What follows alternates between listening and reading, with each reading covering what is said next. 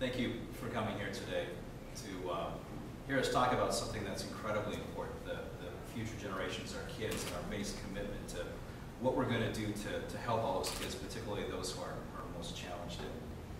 I welcome the opportunity to participate in a forum that talks about how we support early childhood, how we support the future generations, especially those kids who are most compromised, the children who live in poverty right now, the kids who don't have the opportunities that so many of our children do have and don't share in those opportunities. That's their future generation. That's our future that we need to commit to and we need to support at every level. It's unfortunate that our current congressman is unable to take time out of his schedule to join us for such an important discussion.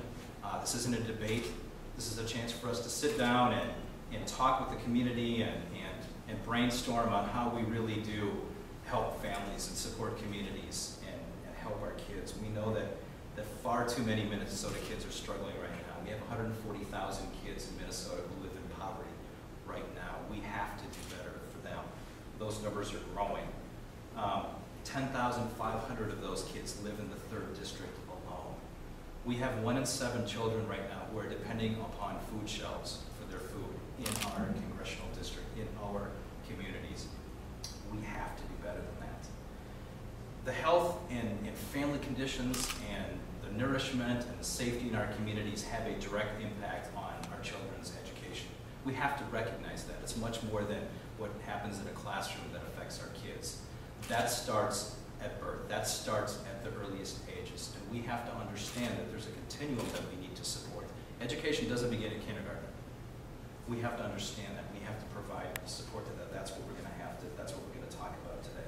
We can't allow our kids to be the first generation that grows up less prepared with fewer economic opportunities than the generation that preceded them. And we are close to letting that happen. That's their future. We can't let that happen. When I'm in Washington, I'm going to make promises to my kids and your kids that I will stop Congress from racking up more debt and making them pay for it. That's a fundamental commitment that I will bring to Washington. We have got to stop making our kids and grandkids pay for the debt and the deficit that we rack up. I will fight to make sure that our kids don't grow up less healthy than we are today. That's happening right now. The age, actually, the life expectancy is starting to go down. We have a diabetes epidemic. We have an asthma epidemic that's happening in this country. Our children's health is being compromised. That's their future. That has got to change. I will ensure that every child has the opportunity to succeed. We have got to invest in early childhood education, early childhood commitment, making sure that our kids have those foundational blocks that help them grow and develop.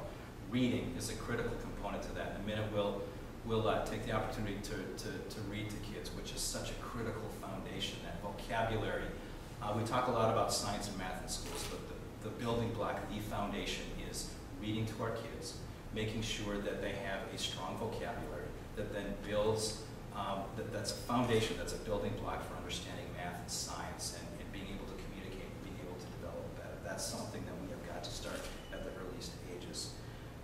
We have to make sure that we're leaving the world cleaner and safer for our kids than it is today. That's why energy policy, protecting our environment, is so critical. Those are things that we have to commit to, making sure that our environment and the energy that we use and the investments that we make leave a better place for them. We haven't been doing that well enough. There were generations before us, a century before us, where there was pollution that's frankly worse than we have right now.